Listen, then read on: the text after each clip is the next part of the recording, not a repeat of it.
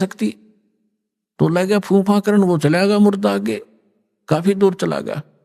तो शेख तकी कहता है कि ये अपने सिर से बला टालना चाहता था। मुर्दे जिंदे होते कभी?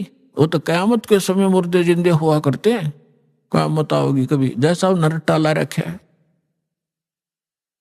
तो परमात्मा ने उस मुर्दा जो बहता जा रहा था डाउन स्ट्रीम में, जिधर पानी के बहाव में काफी 2-3 फरलांग चला गया था, 1000 फुट की दूरी, तो वहां से मालिक ने ऐसे संकेत किया, मुर्दा वापस चल पड़ा, जैसे इंजन वाली किश्ती धारा के विपरीत बहकर फ्लोट होकर चलती है, और सामने आकर रुक गया, नीचे लहर चल रही है।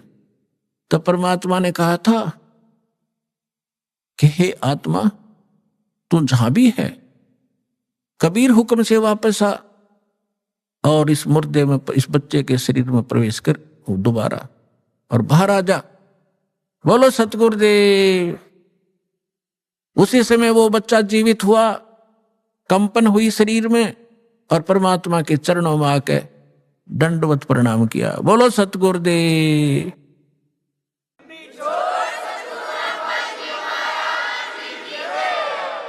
सड़क जय जयकार होगी, सबने कहा कमाल कर दिया कबीर जी, कमाल कर दिया कबीर जी। परमात्मा ने उस बालक का नाम कमाल रख दिया, और उस बच्चे को कोई चेत नहीं, तू कौन है, कहां का है, उसको अपनी पिछली याद खत्म।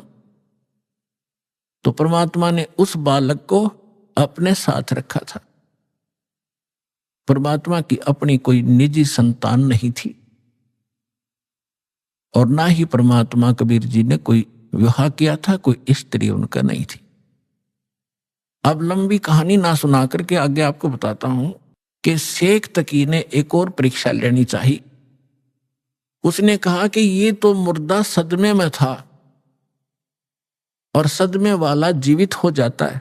जब जानू मेरी बेटी मैंने 2 महीने से कब्र में दबा रखी है, यदि मेरी लड़की को जीवित कर देगा, मैं मान लूंगा कबीर इज गॉड, कबीर अल्लाह है,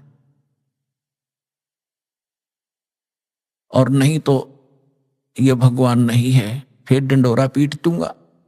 अब फिर चिंतित हो गया कि सिकंदर लोधी के इस